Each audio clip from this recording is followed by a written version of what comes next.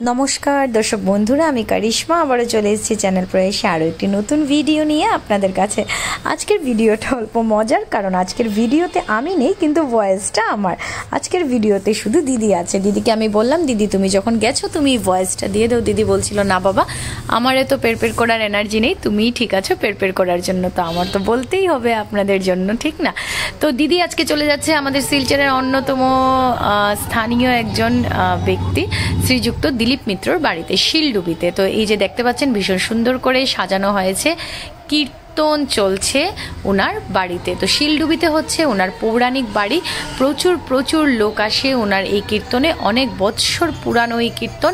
এই হচ্ছে ওনার বাড়ির ঠাকুরঘর, ভীষণ সুন্দর ঠাকুরঘর। ওনারা হরিওমের শিষ্য, তাই ওনার ঠাকুরঘরে ওর হরিওমেরই মূর্তি স্থাপন করা আর কি। তো এই যে কীর্তনটা, এটা কিন্তু অনেক কি বলবো, অনেক পুরনো কীর্তন, আর মোটামুটি এই কীর্তনটা বিখ্যাত আর কি।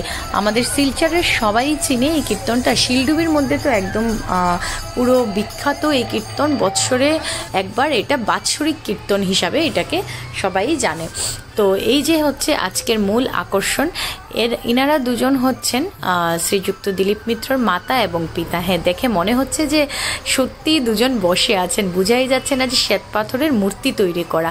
সাধারণত এই ধরনের মানে মা বাবার প্রতিমা খুব কমই দেখা যায়, একদম মূর্তি করে বানানো সবার পক্ষে আমাদের সম্ভব হয়ে ওঠে না। যাদের পক্ষে সম্ভব আমরা অবশ্যই করি। তো এখানে দেখুন লেখাই আছে পিতামাতার মন্দির, ভীষণ সুন্দরভাবে উনি ওনার মাতার এবং পিতার মন্দিরটি তৈরি করেছেন। খুব ভালো লাগছিল দেখে। বাইরে থেকে কীর্তনী দলরা আসেন, এসে খুব সুন্দরভাবে এখানে কীর্তন করেন। এটি হচ্ছে অষ্টপ্রহরের কীর্তনের উৎসব।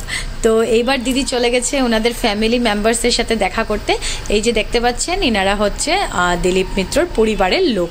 তো ওনাদের সাথে দেখা করার পর সবাই খুব হাসাহাসি করছিল, দিদির সাথে গল্প করছিল। এবার দিদি চলে যাচ্ছে উপরে চলছিল প্রসাদ খাওয়ানো, উপরে এবং নিচে দুটা জায়গায় প্রসাদ খাওয়ানো চলছে। প্রচুর লোক আসে, তো তাই প্রসাদের জন্য অনেক বড় জায়গার আয়োজন করতে হয়। তো নিচে অনেক লোক খাচ্ছিল, আর কিছু লোক ওপরেও খাচ্ছিল। তো দিদি চলে গেছিল উপরে। তো দিদি এবার খাচ্ছে প্রসাদটা ভীষণ সুস্বাদু হয়েছে। আমি তো যাইনি, আপনারা তো জানেন আমি খেতে খুবই ভালোবাসি। আমার তো মনে হচ্ছিল ফোনের ভেতর থেকেই ঢুকে যাবো। প্রথম থেকে ভিডিওগুলোতে আমরা ভয়েস ওভার দিয়ে দেবো, বাট এখানে আমাকে কিছু কথা বলতে লাগবে। তো আজকে যার বাড়িতে আমরা এসেছি, মিত্র বাড়ি, মানে আমরা তো মিত্র বাড়ি বলেই জানি। তো ওনাদের পুরনো, এটা হচ্ছে তোমাদের মেইন বাড়ি না, এটা হচ্ছে তোমার শিলডুবিতে। শিলডুবি এটা সবচেয়ে পুরনো বাড়ি তোমাদের। এটা কত বছর, মানে কত পুরনো বাড়িটা? 50-60 ইয়ার্স, মানে এত বছর হয়ে গেছে এই বাড়িতে।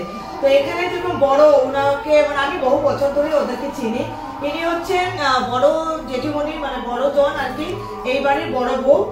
আর ইনি হচ্ছেন 2 নম্বর, আর এই হচ্ছেন 3 নম্বর, আর উনি হচ্ছেন 4 নম্বর বউ।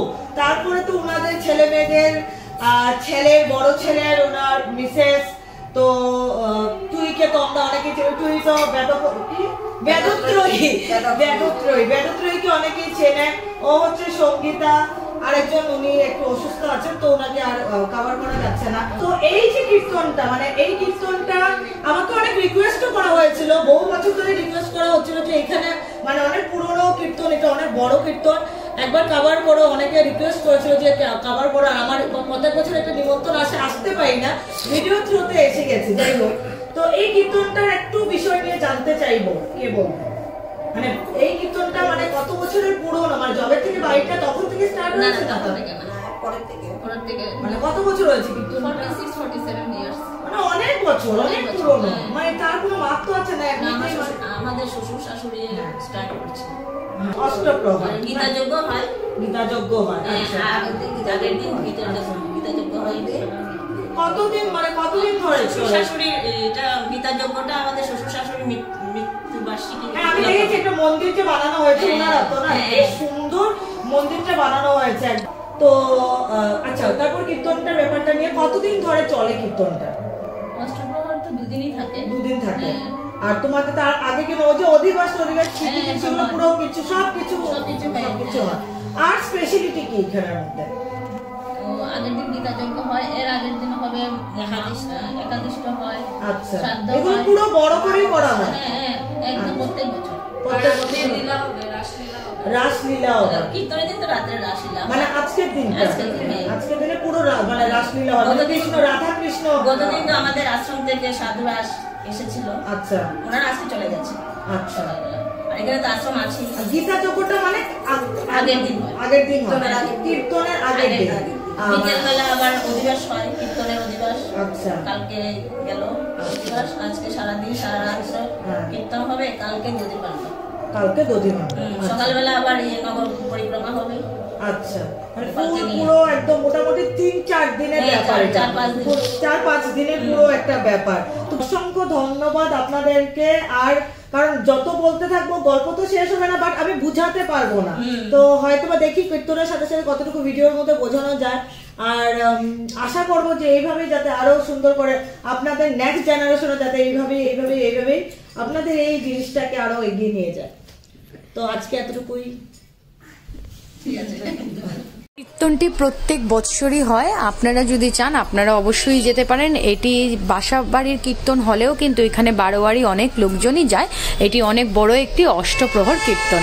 তো আজকের এই ভিডিওটি আপনাদের কেমন লেগেছে অবশ্যই কমেন্টসে জানাবেন, ভালোবাসা দেবেন, লাইক দেবেন, শেয়ার করতে একদমই ভুলবেন না। আর আমাদের প্রয়াস চ্যানেলটিকে ইউটিউবেও অবশ্যই সাবস্ক্রাইব করবেন। ইউটিউবে বেল আইকনটা ক্লিক করলেই সাবস্ক্রাইব হয়ে যাবে। আর ফেসবুকে এখনও যারা ফলো করেননি অবশ্যই ফলো করে দেবেন আর সবাইকে স্প্রেড করে দেবেন। এই যে দেখতে পাচ্ছেন আরো অনেক ভক্তবৃন্দরা এসেছিল, প্রসাদ নিচ্ছিল, প্রচুর লোক আসে।